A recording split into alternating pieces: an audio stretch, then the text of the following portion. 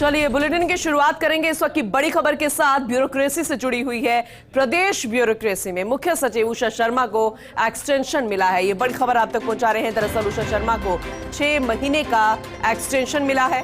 30 जून का उषा शर्मा का रिटायरमेंट था, लेकिन अब 31 दिसंबर तक कार्यकाल बढ़ा है। सीएस उषा शर्मा के कार्यकाल में विधानसभा चुनाव होंगे। ये बहुत बड़ी खबर आप तक पहुंचा रहे हैं। सीएस उषा शर्मा के कार्यकाल में ही विधानसभा चुनाव होने वाले हैं। मुख्य सचिव उषा शर्मा को एक्सटेंशन मिला है। ये बड़ी खबर आप तक पहुंचा रहे हैं। उषा शर्मा को अब 6 महीने का एक्सटेंशन।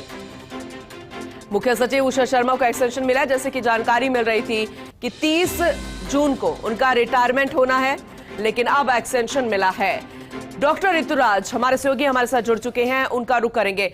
ऋतुराज, बहुत बड़ी खबर है, खास खबर इसलिए भी क्योंकि सीएस उषा शर्मा जिनका 6 महीने का एक्सटेंशन दे दिया गया है, और हर कोई ये चाहता भी होगा, उम्मीद भी यही लगी हुई थी, क्योंकि जो भी उनका कार्यकाल रहा है बेहद खास रहा है। और ऐसे में अब उनके अंडर यानी कि उनके समय उनके कार्यकाल में विधानसभा चुनाव होंगे, ये भी और ज्यादा महत्वपूर्ण हो जाएंगे। डिटेल में आपसे जानकारी लेना चाहेंगे।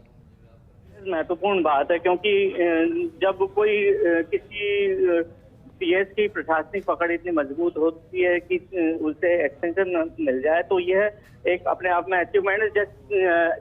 और खासतौर पर तब जब कि विधानसभा चुनाव होने वाले हों, क्योंकि विधानसभा चुनाव के ऐसे क्रूशियल समय पर इनका एक्सटेंशन बेहद लाजमी माना जा रहा था। बहुत जरूरी जो गहलोत सरकार है वो मान रही थी। इससे लेकर पूरे प्रयास किए गए और उन प्रयासों का उस शिद्दत से किए गए प्रयासों का नतीजा यहाँ पर देखने को मिला। और ये 6 महीने का एक्सटेंशन, और 6 महीने का एक्सटेंशन भी अपने आप में महत्वपूर्ण बात है। ये ऐसी पहली महिला सीएस हैं जिनको 6 महीने का एक साथ एक्सटेंशन मिला। दूसरी और जो पिछले दशक में हम बात करें, एक पूरे दशक की, तो सीएस राजन का नाम जरूर आता है, जिन्हें भी लेकिन 3 माह का एक बार और 3 माह का एक बार, ऐसे 2 एक्सटेंशन अलग अलग लेकर मिले थे, और उन 3-3 माह के टुकड़ों में उन्हें एक्सटेंशन देना पड़ा था। तो ऐसे में यह एक्सटेंशन अपने आप में महत्वपूर्ण और उसकी अहमियत और ज्यादा बढ़ जाती है। खासतौर पर इस मुख्य जो भूमिका रही वो जो इन सीएस उषा शर्मा चूंकि केंद्र में काफी समय तक काम कर चुकी हैं, तो उनके खुद के कौशल का, उनके खुद के जो कार्यशैली है, उनका प्रभाव, और क्योंकि वहाँ पर जो केंद्र में अधिकारी हैं उन्होंने खासी इसमें जो उनकी जो कार्यशैली की वजह से काफी मदद वहाँ पर मिली। और यह एक एक्सटेंशन इस मायने में बहुत महत्वपूर्ण है कि इसके जरिए न सिर्फ गहलोत सरकार के कामकाज को यहाँ पर जगह मिली, पहचान मिली, वरना बल्कि जो सीएस हैं उसके उन्होंने जो राजस्थान की जो छवि बनाई उसको केंद्र में व्यापक स्तर पर माना गया। तो यह एक बहुत बड़ी बात है, क्योंकि ऋतुराज इसको ऐसे देखें कि इनकी प्रशासनिक कार्यशैली इतनी प्रभावशाली रही है, इनसे जुड़े काम जो भी सामने आए, क्योंकि इनका जो कनेक्शन है, चाहे वो मुख्यमंत्री से हो सीधा या फिर तमाम जनता से जुड़े जो भी काम आए प्रशासनिक से जुड़े हुए, ये हमेशा उसमें पुरजोर तरीके से अपनी छवि को बरकरार रखी है। और इसीलिए शायद विधानसभा चुनाव आने वाले थे, इसलिए 6 महीने का पीरियड रखा गया उनके एक्सटेंशन का। ऋतुराज, देखिए, बिल्कुल, क्योंकि विधानसभा चुनाव बेहद महत्वपूर्ण हो जाते हैं, और ऐसे समय में एकदम से प्रशासनिक मुखिया का बदल यह बहुत कठिन है। और इसी आधार पर यह एक्सटेंशन मुख्य जो आधार जो बना है वो यही आधार बना है, क्योंकि विधानसभा चुनाव जैसे नाजुक समय में इस तरह के अगर फेरबदल होता है कि तो नए सीएस को कामकाज में और ढलने में काफी समय लग सकता था। और चूंकि जिस तरह की गति इनके कामकाज की रही है, जो कार्यशैली रही है, जो अगर हम बात करें करीब 17 महीने की, तो उन 17 महीनों में ऐसी हलचल भरी एक कार्यशैली हम मोटे तौर पर मान सकते हैं। तो निश्चित तौर पर ये देखने को साफ मिलता है कि इस कार्यशैली की वजह से न केवल प्रदेश में इसकी धमक रही, गूंज रही, बल्कि देश में भी इससे व्यापक पहचान मिली, जिसकी बदौलत यह एक्सटेंशन मिला।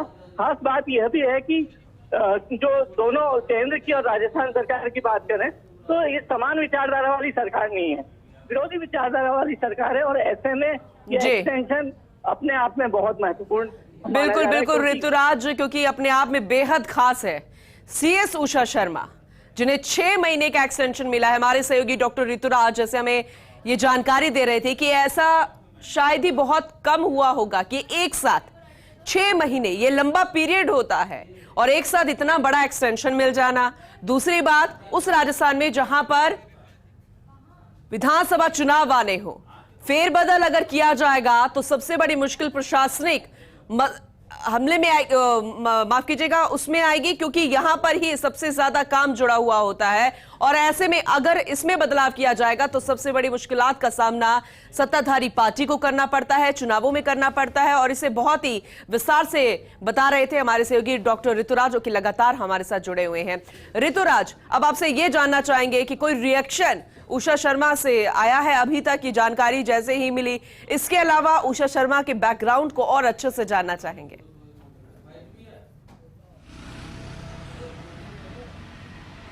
देखिए, निश्चित तौर पर जैसे ही ये खबर मिली और फर्स्ट इंडिया का उन्होंने काफ़ी धन्यवाद दिया इस बारे में कि यह भी कहा कि मीडिया हमेशा अच्छे कामों का साथ देता रहा है, और इसी की ये जो परिणाम है वो ये है कि हमें एक्सटेंशन मिला है, तो इसको पूरी शिद्दत से निभाने का प्रयास करूंगी, यह उन्होंने कहा। टेलीफोनिक बातचीत में ये बात कही, और चूंकि आज सुबह है तो 9 बजे के बाद वो यहाँ से सचिवालय रवाना होंगी। जो उनका आवास है, उस आवास के बाहर जो हलचल है वो गतिविधियां तेज हो गई हैं और बधाइयों का तांता लगा हुआ है। और ख़ास तौर पे कल रात से ही, जब से ये एक्सटेंशन की सूचना मिली, टेलीफोन पर बधाइयों का सिलसिला नहीं रुक रहा। यहाँ तक कि कई टेलीफोन के मैसेजेस, व्हाट्सएप चैट और इत्यादि वे देख भी नहीं पा रही, सुन भी नहीं पा रही। तो बड़े समय से उन्होंने फर्स्ट इंडिया से बातचीत की टेलीफोन पर। उन्होंने कहा कि जो अब तक के जो कामकाज हैं, जो रोड मैप बना है एक पूरी योजनाओं को लागू करने का, और योजनाओं को खासतौर पर धरातल पर उतार कर उसका असर दिखाने का जो अभी मौका है, जो 3 महीने का मौका है, उसमें खरा उतरने का प्रयास किया जाएगा। क्योंकि ख़ास उन्होंने बात जो बताई वो यह कि 4 साल की जो बजट घोषणाएं हैं वह करीब 100% पूरे होने का है, यानी कि 90% पे तो बिल्कुल काम हो चुका है और 10% में प्रगतिरत है। और जो इस साल की बजट घोषणा है उसमें भी 70% की वित्तीय स्वीकृति जारी कर दी है। और ख़ासतौर पर PWD प्रोजेक्ट की बात करें तो उस PWD प्रोजेक्ट में भी कई ऐसे काम हैं जो बिल्कुल जिनका इंतज़ार है कि बस उद्घाटन का इंतज़ार है।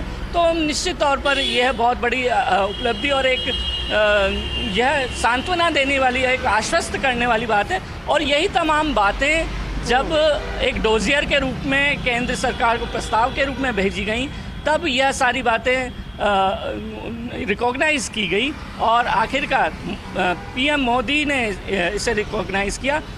एक और बात बता देना चाहूँगा कि CS कॉन्फ्रेंस हुई थी 2 बार, और CS कॉन्फ्रेंस में जिस तरह से राजस्थान का परचम लहराया गया प्रेजेंटेशन के जरिए, जो बिल्कुल ऋतुराज सही कह रहे हैं, क्योंकि हर किसी की नजर भी इस पर थी, क्योंकि खुद CS उषा शर्मा उसमें सम्मिलित हुई थी। बहुत बहुत शुक्रिया ऋतुराज विस्तार से जानकारी देने के लिए।